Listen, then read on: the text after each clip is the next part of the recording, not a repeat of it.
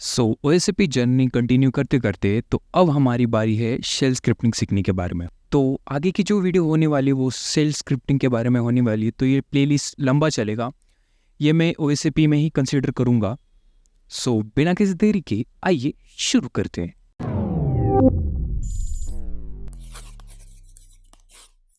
तो directly practically experiment करने से पहले हम थोड़ा शेल स्क्रिप्टिंग के बारे में बेसिक्स या फिर हिस्ट्री जान लेते हैं।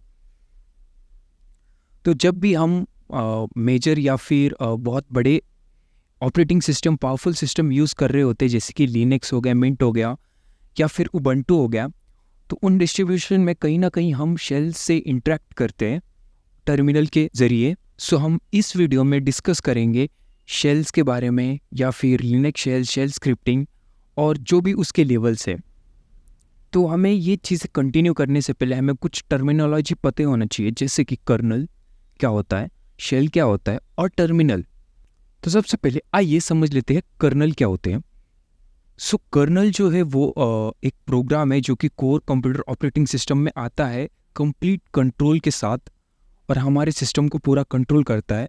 और वो कुछ चीज़ें ऐसे रिसोर्सेज जो लिनक्स के हैं वो फॉलो करता है कंट्रोलिंग में, जैसे कि file management, process management, input output management, memory management और डिवाइस मैनेजमेंट, और भी कुछ है।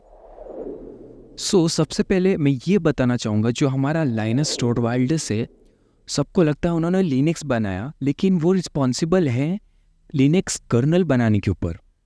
तो हमारा लिनक्स असल में कंप्लीट होता है इन कुछ इंग्रेडिएंट्स को मिला के, जैसे कि कर्नल, GNU सिस्टम यूटिलाइजेशन और लाइब्रेरीज, और उसके साथ कुछ management script plus installation scripts.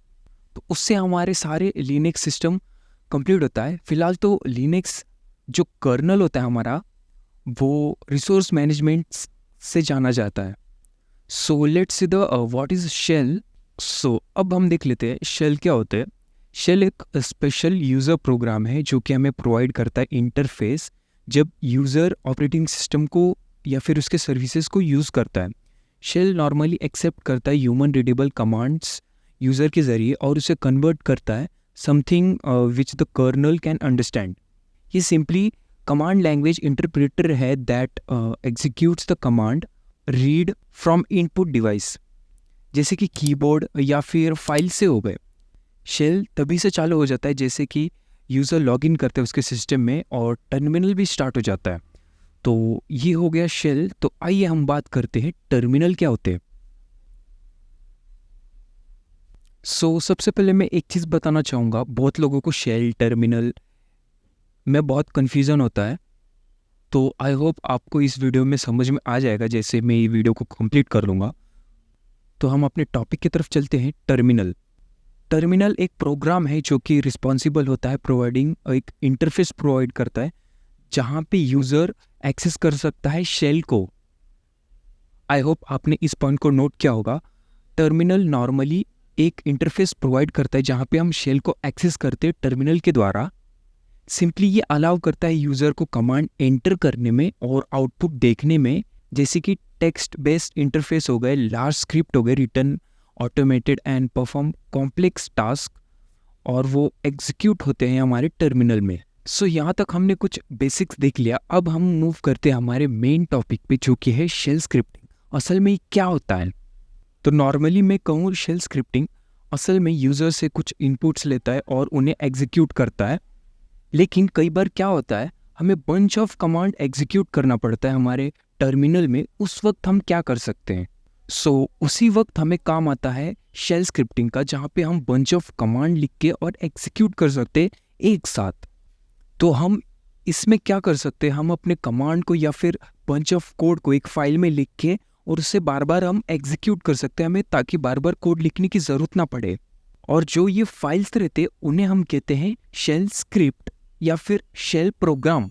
Shell script similarly होता है जैसे कि हमारा बैच फाइल इन MS-DOS, और हमारा हर फाइल जो शेल स्क्रिप्ट में सेव्ड होता है वो लास्ट में .sh करके सेव होता है।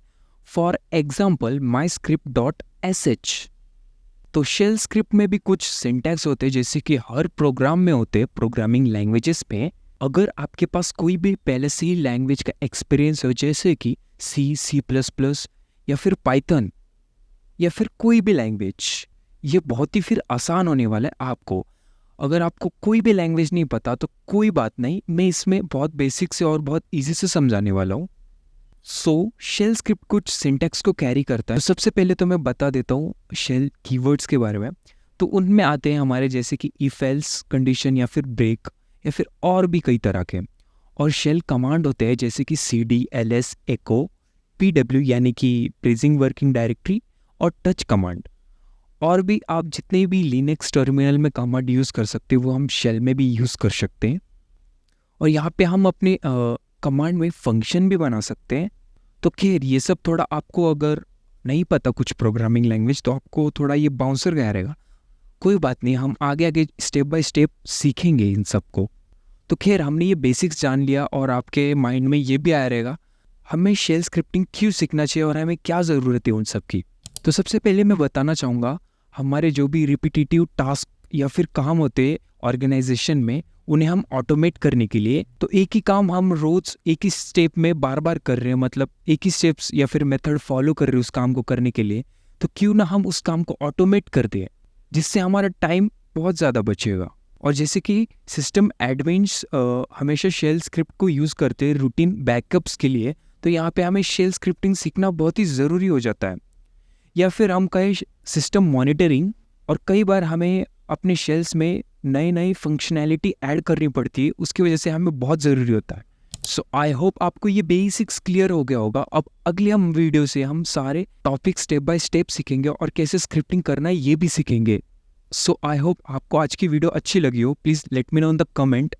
और आई विल से आपने वीडियो यहाँ तक देखा, मुझे सही में बहुत अच्छा लगा और थैंक यू फॉर वॉचिंग।